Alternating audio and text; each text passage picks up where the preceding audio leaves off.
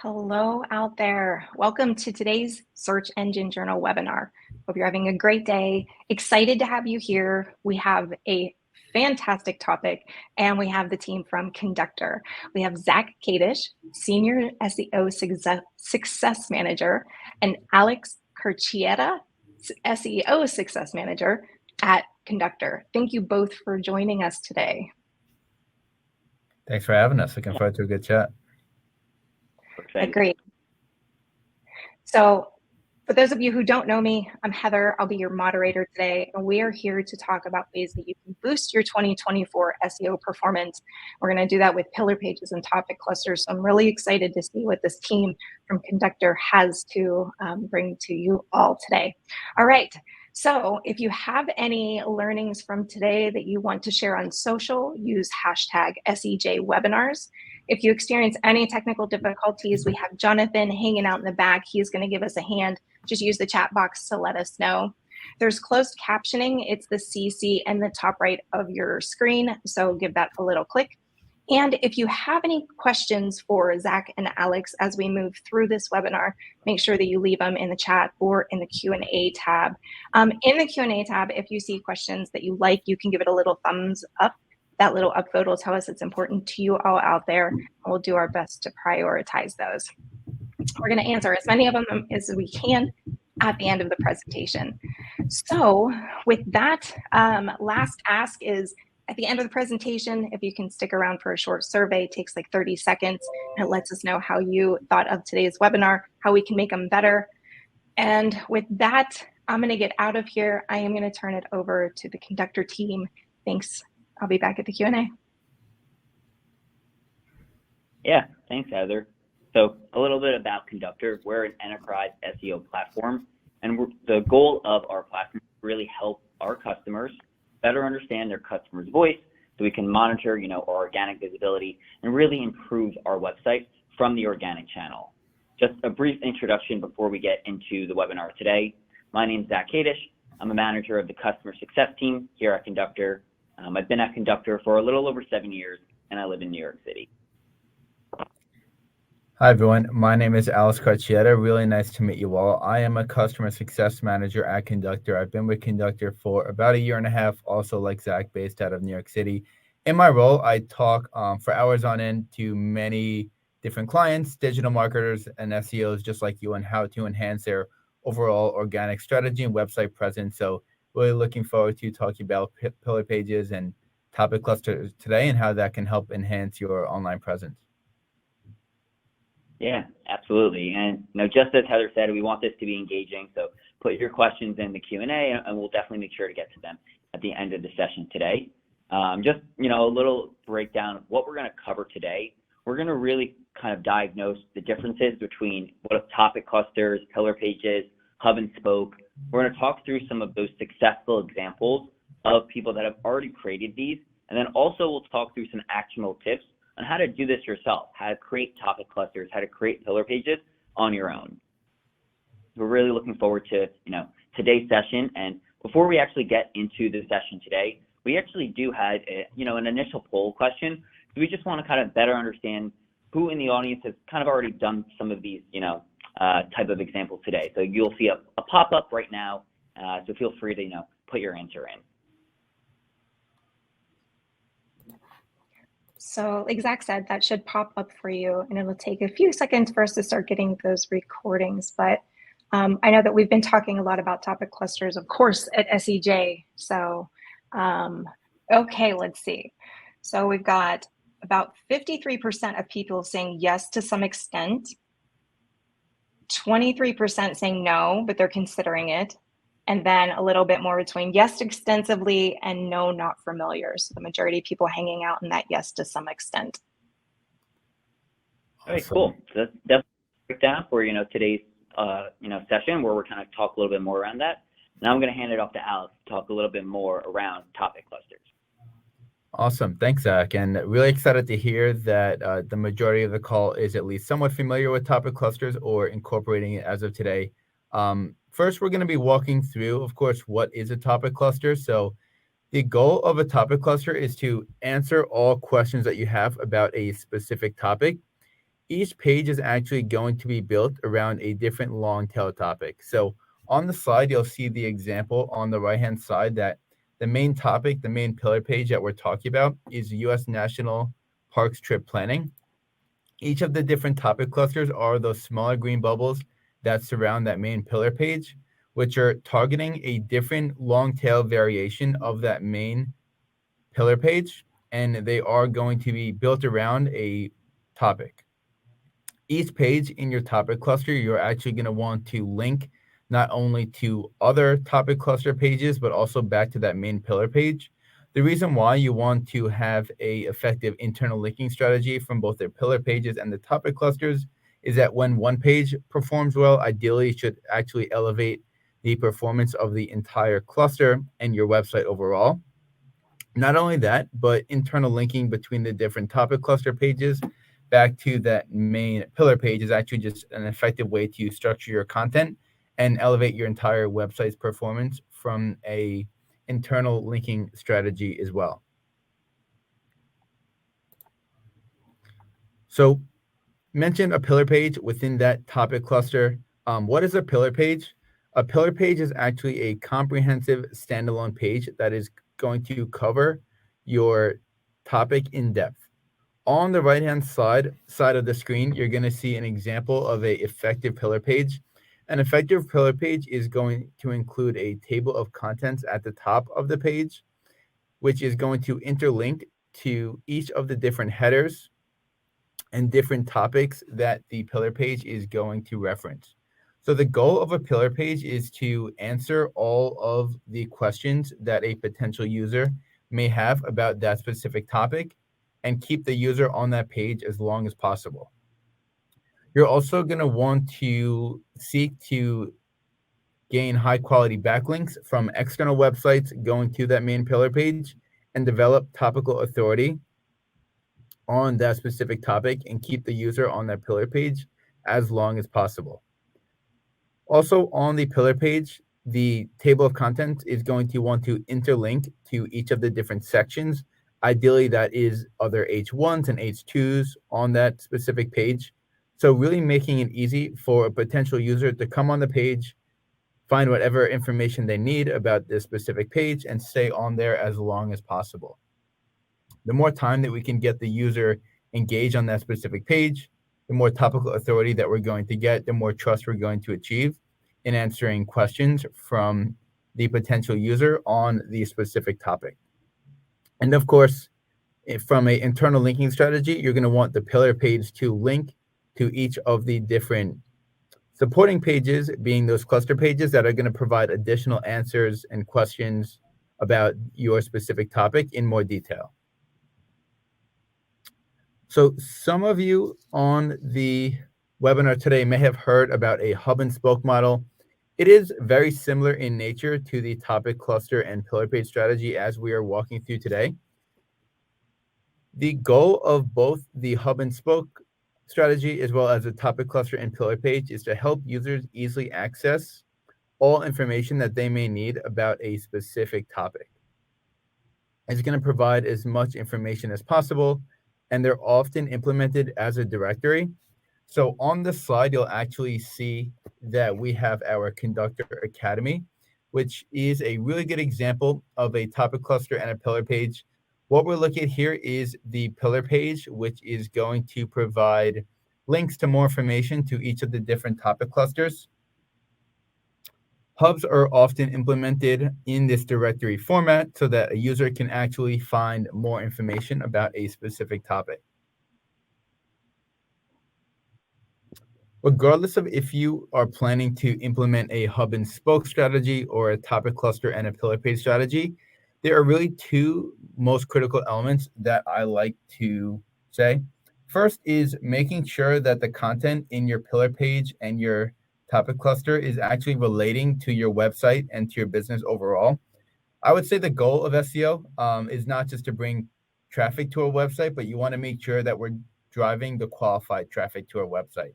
So when you're thinking about your pillar page and your different cluster pages, you want to make sure that they're relating in nature to different problems that your business or your website can solve. Secondarily, you want to make sure that you are incorporating an effective internal linking strategy so that when users are on one cluster page, they can easily jump to another cluster page, stay on the website longer, build more engagement, and also have more of the questions to answer and help you build that topical authority.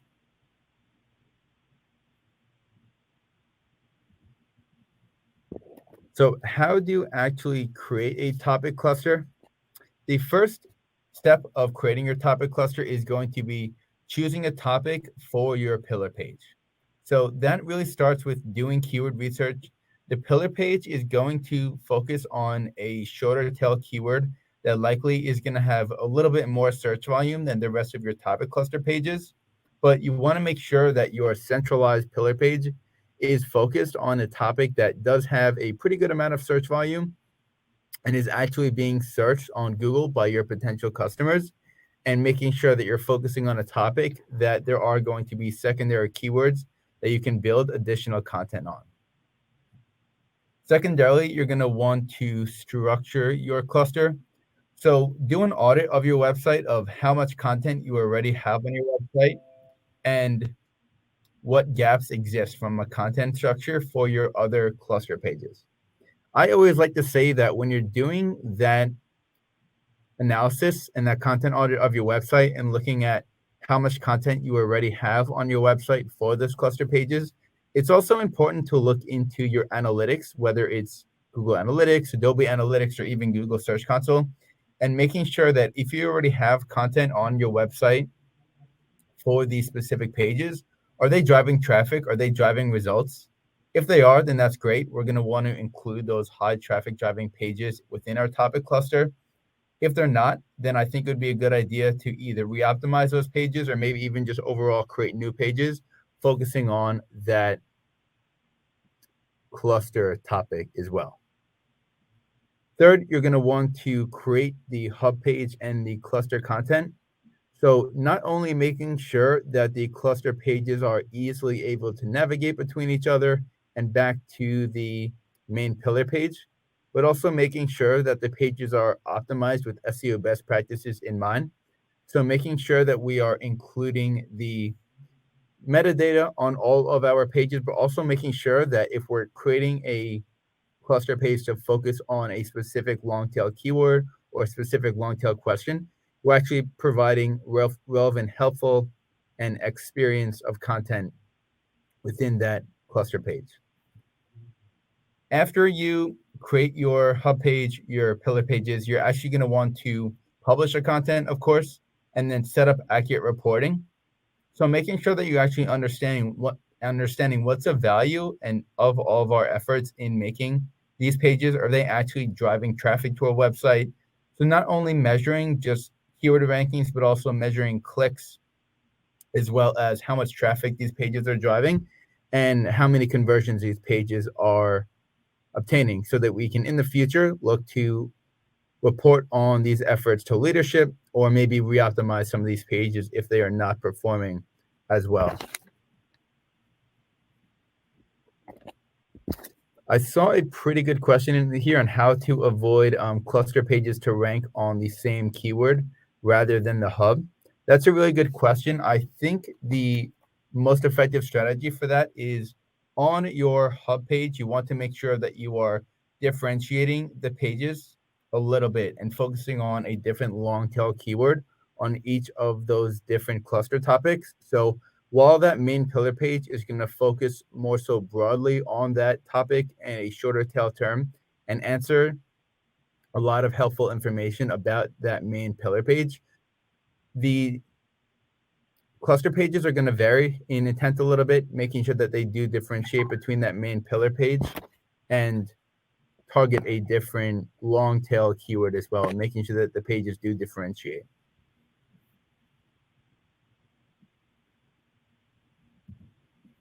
Yeah, I think that was a great question to kind of answer, Alex, because it really answers why it's important to create topic clusters and pillar pages. We've talked a little bit right now around how to create them, what the differences are. I think it's also important to kind of take a step back and see some live examples of successful topic cluster businesses that have already done this. and you can easily, go to their site and kind of navigate through this.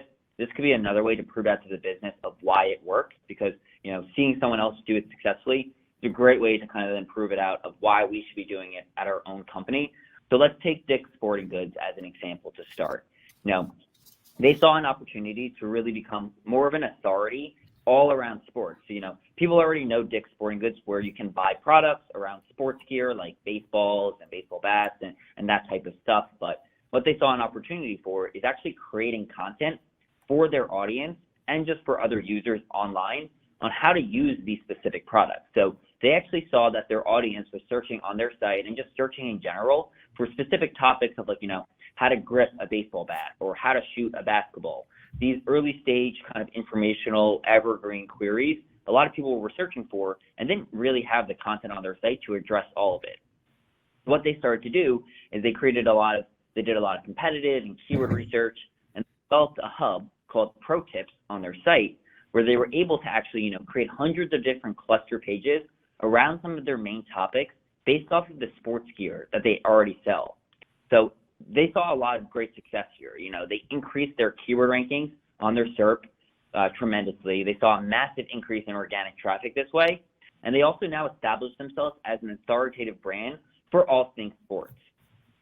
Now shifting in another direction and towards another industry, because that's really the main benefit of these topic clusters. Is any single industry, any single audience can benefit from this area, and that's really something that I think we should kind of focus on. Is this isn't just for B2C or B2B. Anyone can do this. So the next area we're going to talk about is Wolters Kluwer. They're probably one of the biggest companies that you might have never heard of, but they focus a lot on, in this instance, taxes, and they partnered with Conductor to really revamp their entire SEO strategy all around tax content. And what they did is they actually produced a ton of different topic clusters around some of their audience's main pain points. So they noticed on their site, they couldn't really figure out certain topics around taxes, and they didn't have the content to answer these questions. So they created a lot of content around not only taxes, but also around some of their business offerings. And because of this, they boosted their organic search results in the top 10 positions by over 400%. So they were a lot more visible now. So I think it just kind of shows that any industry can kind of benefit from this. And in both instances, these companies saw that their consumers were searching for things that they didn't have the answers to on their site. That's really one of the main things that we're trying to focus on when we talk about topic clusters and pillar pages and hub and spoke, is we want to create content that's relevant for the user, and the user gets the answers that they're looking for. I saw a question in here, how do we prove out to our business that pillar pages are important? Just think of yourself as a user.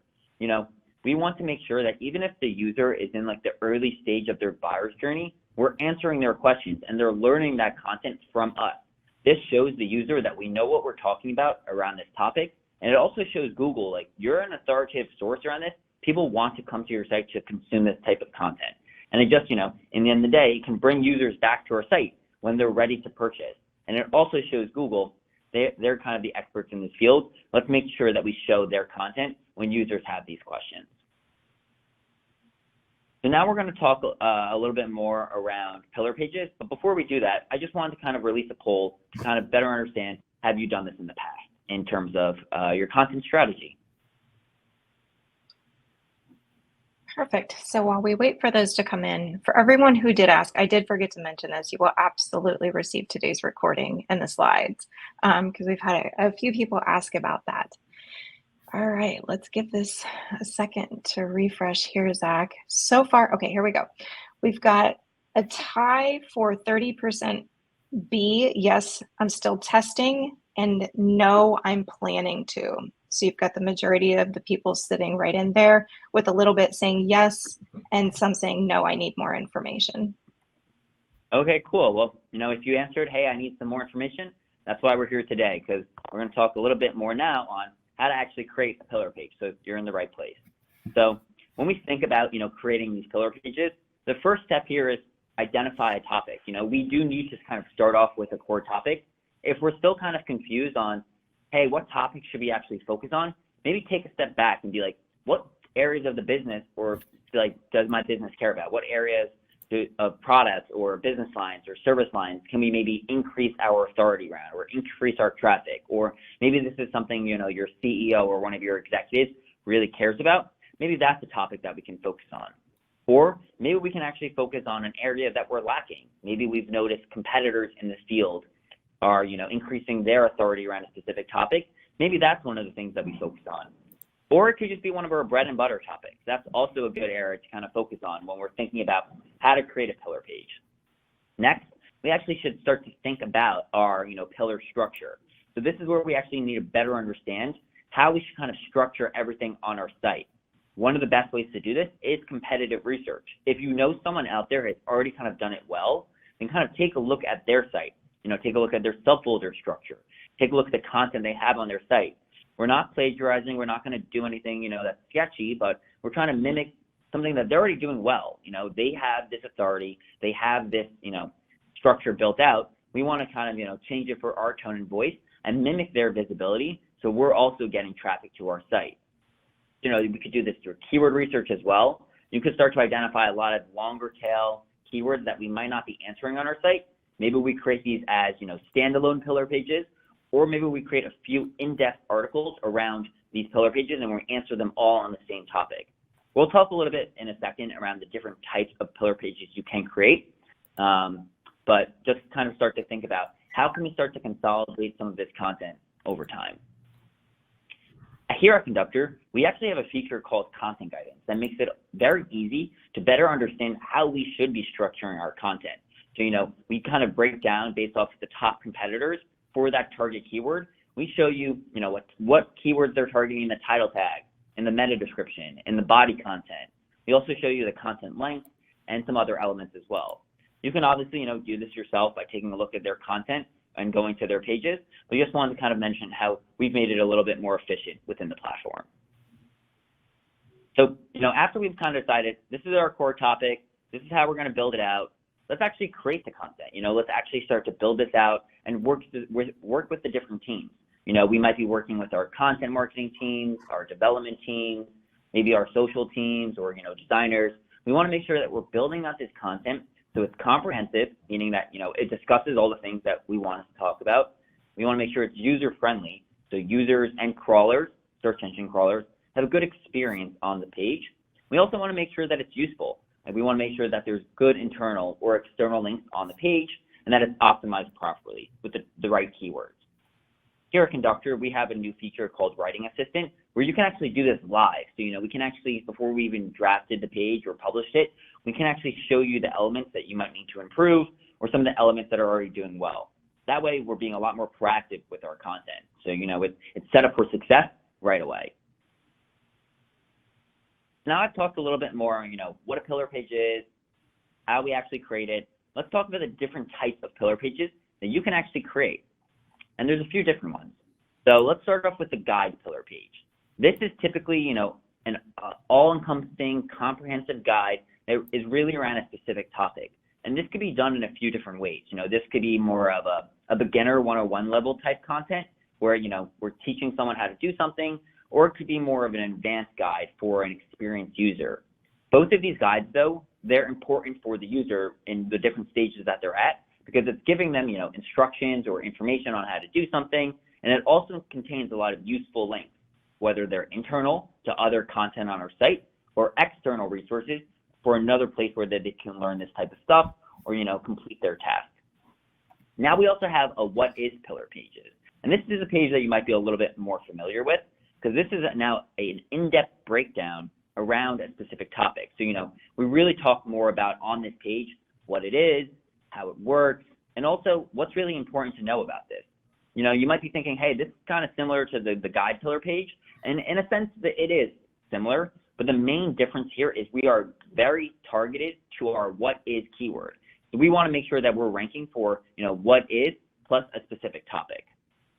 In addition to that, another area that we should really be focusing on with these what is pillar pages is we want to make sure that we're ranking for, you know, the answer box where people also ask, and for some early stage questions. In addition to that, we have a how-to pillar page.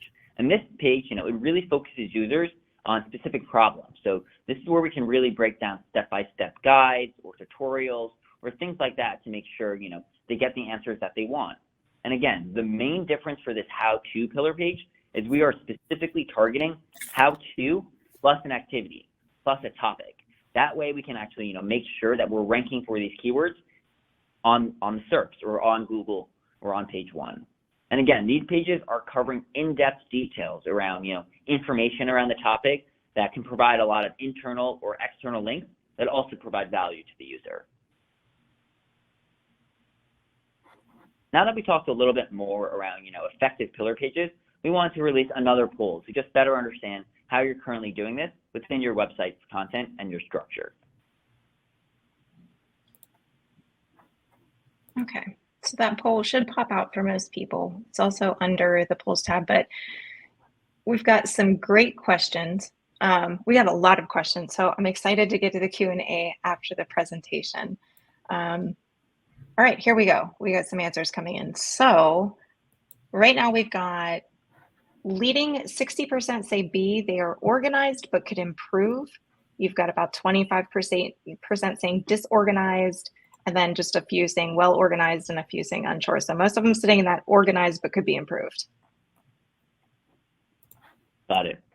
Okay, cool. So that's definitely helpful to hear. And that is one of the main benefits of these types of pillar pages is we want them to be organized in a sense, because that really helps the user in terms of their experience on the site. They know how to navigate, they know where to go on the site. It also helps from a crawling perspective. That's one of the main benefits as well, is that Google starts to better understand the structure of our site, what's related to each other, and they have a good experience when they're navigating through our site. But we'll talk a little bit more around that as well during the Q&A section. I also want to kind of just a little breakdown. We've talked about what it is, how to implement it. That's all only like half the story. The other half is monitoring it. We might not do it right in the first place. That's kind of like, common within SEO. We might try something out, it doesn't work, we try it again. The only real way to understand it, is it working or is it not, is through monitoring our results. So, one of the first things I recommend is before we even create content, before we even create these pillar pages, let's create a benchmark report. That way we can better understand, how our content is currently doing, how maybe our target keywords are actually performing right now before we've even created this content. That way we can better understand what we're impacting our site after we create this content. Create that benchmark report so it's really clear how our site is currently doing before we even have, started a new content strategy. Then, whether you're using the Conductor platform, whether you're using another, monitoring system, let's make sure that we're actually tracking these keywords. So let's track these target keywords in your SEO platform and track them, in a very targeted way. So we can create, keyword groups that are targeting, that are called like, topic cluster X. We should also be tying these keywords to their preferred URL. We want to make sure that they're ranking for the right URL in the correct position. There could be cannibalization, it could be the wrong search intent, there could be a variety of things that happen, but without monitoring it, how are we ever going to know? Then we should be reporting this stuff out. It's going to take a village to help create the content. There's going to be, content writers, there's SEO teams, there's other members of the marketing team. So report out on these wins, whether they're keyword ranking wins, whether it's a traffic win, a conversion win. Maybe we overtook someone in market share. Let's report this stuff out. No matter how small it is, maybe, blast an email on a weekly basis around what's going on, or, hold a meeting to show kind of the success there. Because without reporting on these wins, how are we ever going to show the business that it works? And, once it does work, let's make sure that we can get more buy-in down the road, and we can recreate this with another topic cluster, another area of our site that's, really maybe lacking in that authority. Because then we can start to repeat our successful strategies. We know this clearly works. Let's continue to do it again. But it might not work right away, and don't be alarmed if it doesn't.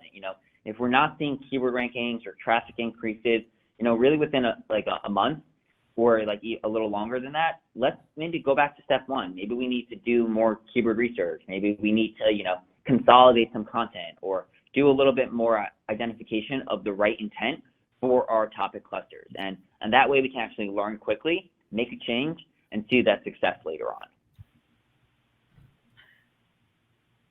So really, in conclusion here, whether we're talking about, hub and spoke or topic clusters or pillar pages, The goal of these content strategies is to demonstrate relevance. In the end of the day, there's been a ton of algorithm updates in the last few months.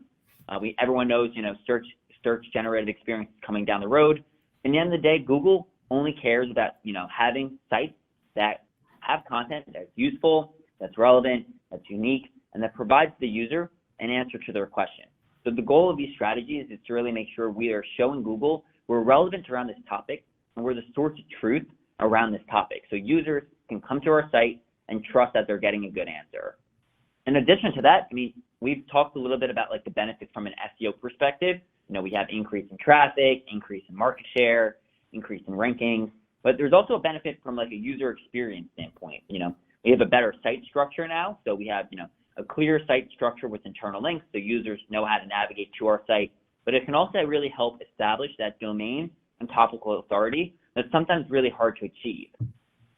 And we'll talk a little bit more, and maybe there's going to be some questions around this. I know, search generative experience is on everyone's mind, but with it coming around the corner, it is more important than ever to really prioritize topical-based content.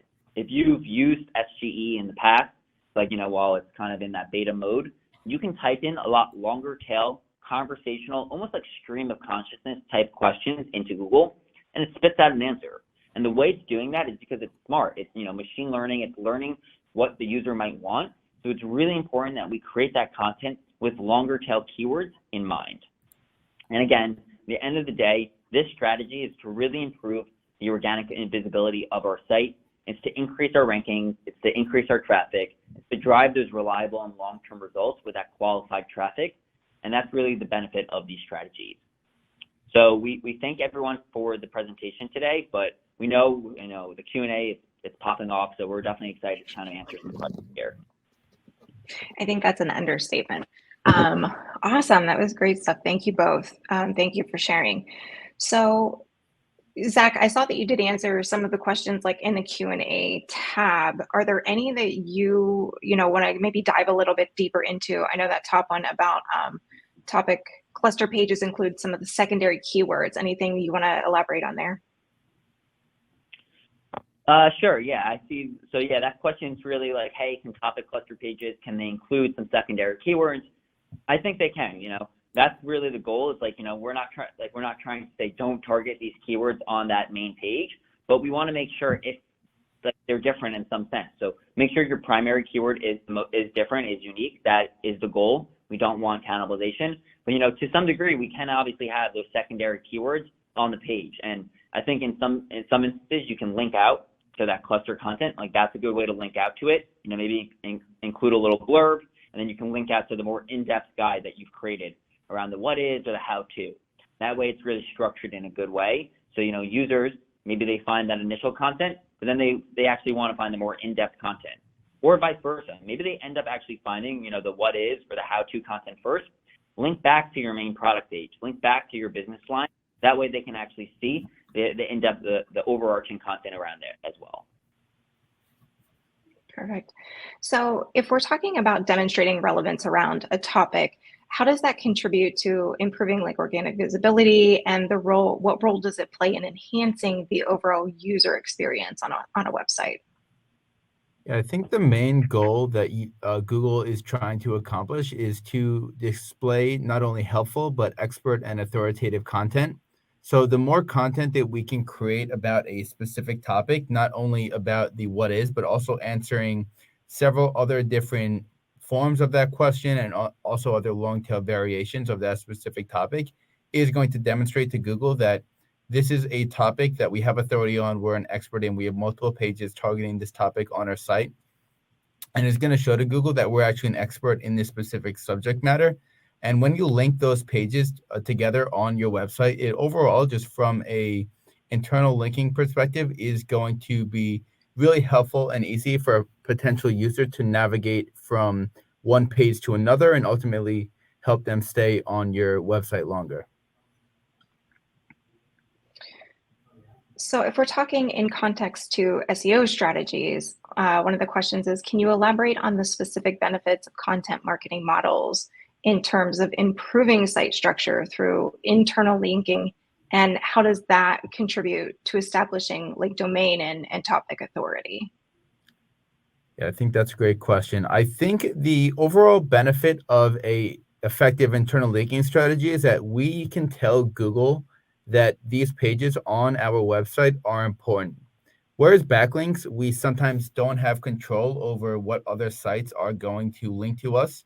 When we have an effective linking strategy from an internal linking perspective, we can tell Google that this page has X number of internal links incoming on our website, and we're telling Google that this page is effective from a internal linking perspective.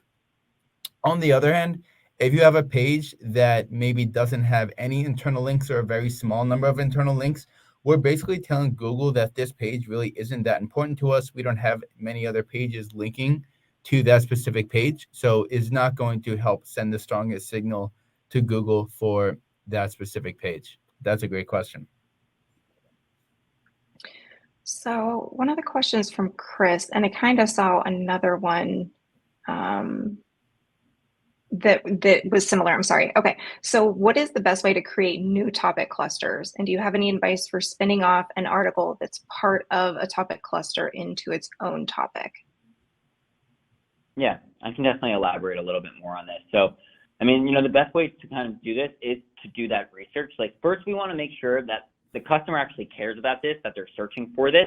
It's incredibly hard, if not impossible, to create customer demand. So that's really the first step is like, does our customer actually care about this? Are they searching for this topic? So we want to make sure, even if it's very little search volume, that's okay. Search volume to me is more directional. And I honestly believe with search generative experience coming that, search volume isn't going to be as important anymore. People can type very long tail keywords, very topical based keywords.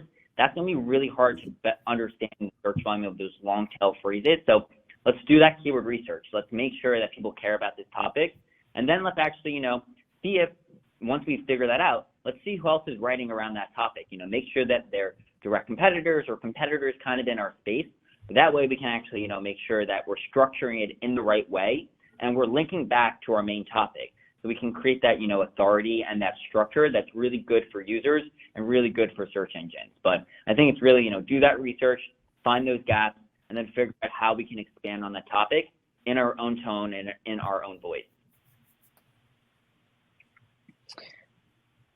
Perfect. So with the upcoming SGE, why is it emphasized to prioritize topic-based content? And how does that align with the end goal of increasing rankings to achieve, that long-term results that you're looking for with SEO? Yeah. So like just kind of how I explained a little bit before, with SGE, people are typing more conversational than ever. They're typing in very long tail phrases and they're getting an answer out. Like take the national parks example. We've seen people type in like, what's the best thing to do with my 3-year-old at this national park? And I also have a dog with me. SGE will actually spit out an answer and they're going to source where they're getting that answer from. That's why it's really important to create content with some of those long tail questions in mind. Like we've seen, when you click on Google will actually direct you to the specific part on the page.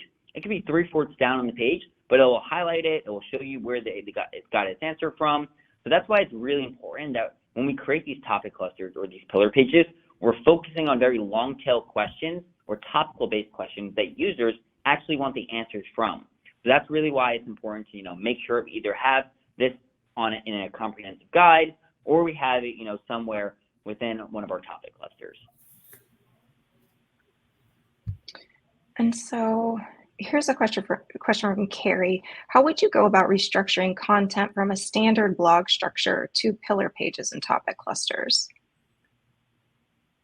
I could take that one. So I think the first step would be analyze those pages to see if they are ranking and targeting a same grouping of keywords. So when we think about the pillar page and the topic cluster example, they are all mainly focused on a group of topics. So if you have a pretty big blog that is focused on a few different topics, you can try to group those based upon different topics and different keywords that those pages may already be targeting and ranking for, and create the pillar and the clusters around what those pages are actually performing for today.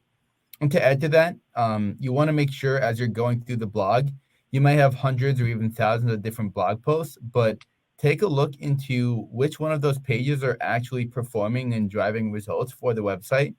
I always like to say that you could have blog pages from a few years ago that are not optimized for SEO, which may be about a specific topic, and you may want to rank for a specific keyword on that blog. But if that blog is not actually driving any results, then that's going to be something we're going to look into and say, maybe we need to either rewrite this blog or create a new blog that is more effectively optimized to target that topic and build it into a pillar and topic cluster as well. Okay. Rebecca asks, how do you avoid keyword cannibalization between a hub and a pillar page? Yeah, that's a great question. And, that is obviously something that's on top of our mind is when we're creating this content, we don't want it to be too similar. We want them to be unique. So when I mentioned earlier, hey, we might be targeting some of these secondary keywords on the page, that in a sense is fine, but we don't want to make sure that we don't want the same exact copy on both pages.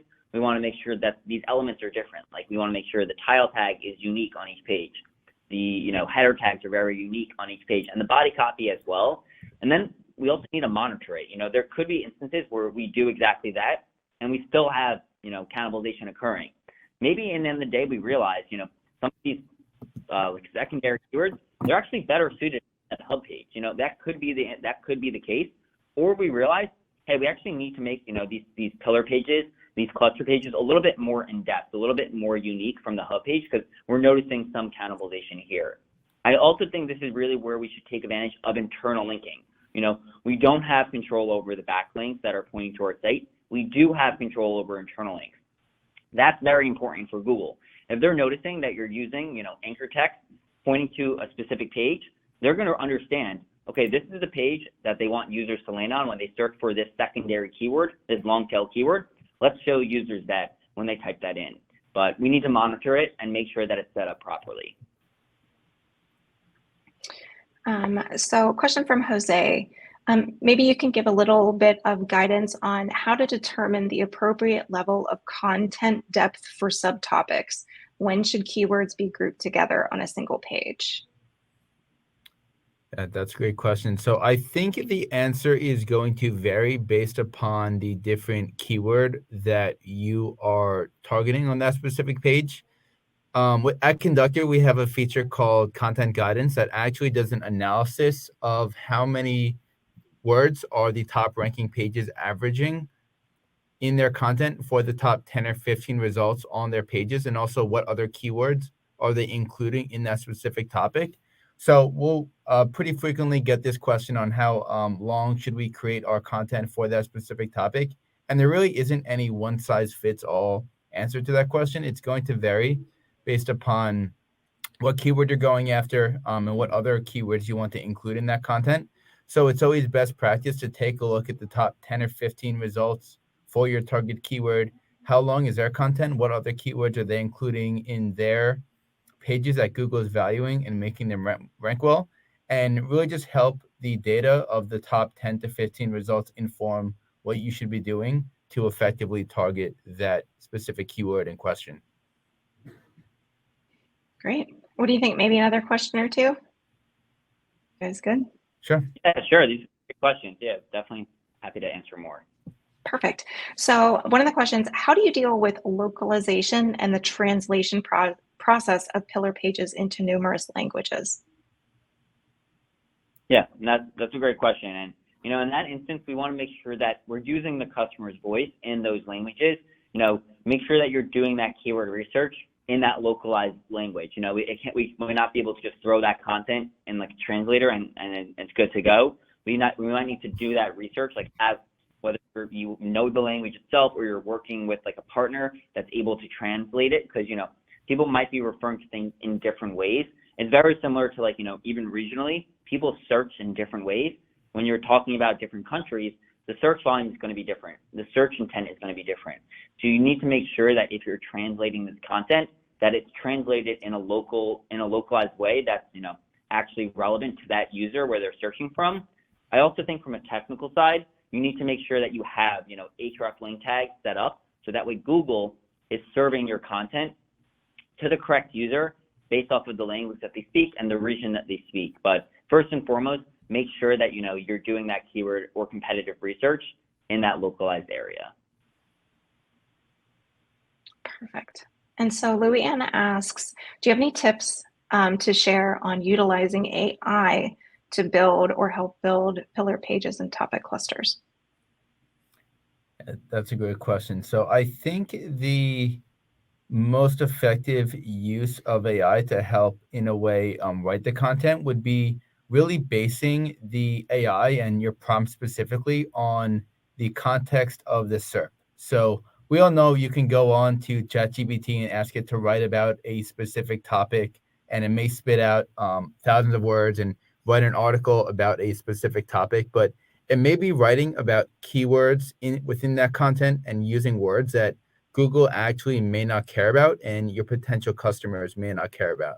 So the more specifically within our prompt that we can base it off of SERP context, what keywords are in the top 10 to 15 results, what do their title tags look like, and help AI, use AI to help enhance the strategy based upon SERP context, I think is the most effective use in AI in helping analyze how your content should be written. Yeah, and I think AI is on the top of everyone's mind right now. I personally wouldn't recommend writing your content with AI. I think the way we should use it is to be more effective or efficient in our process. So take the ChatGPT example Alex talked about. Maybe we take that topic and we have ChatGPT or another AI tool spit out different topics or an outline of things that we might want to write around. Then as the expert within your field, you can pick and choose the topics that you think are relevant. You maybe tie some search volume or some keywords that are actually related to that by doing some research. And then, you write the content in your own tone and your own voice. So we can use AI to be more effective within our content marketing model. I love that. All right. I think that's a good place to kind of wrap up. Any questions that we didn't get to, we will send over to the conductor team, unless Alex or Zach, there's anything else in there that really caught your attention. But yeah. I think there's some great questions. We could do a whole another session on these question and answers, but don't hesitate to connect with Alex and I on LinkedIn. We're always happy to talk about this stuff over there. And again, we'll get the questions from the Search Engine Journal team and get to as many as we can.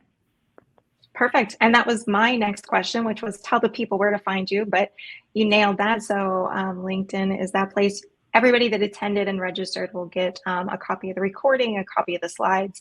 And so with that, we hope you have a great rest of your day. Thank you, Zach and Alex, for being here with us today and sharing all your information. It was great. Thanks for everybody for participating in the chat, answering everyone else's questions. And so, yeah, great webinar. It was great having everybody here, and we'll see you for the next SEJ webinar. Thanks all. Thanks so much. Thanks.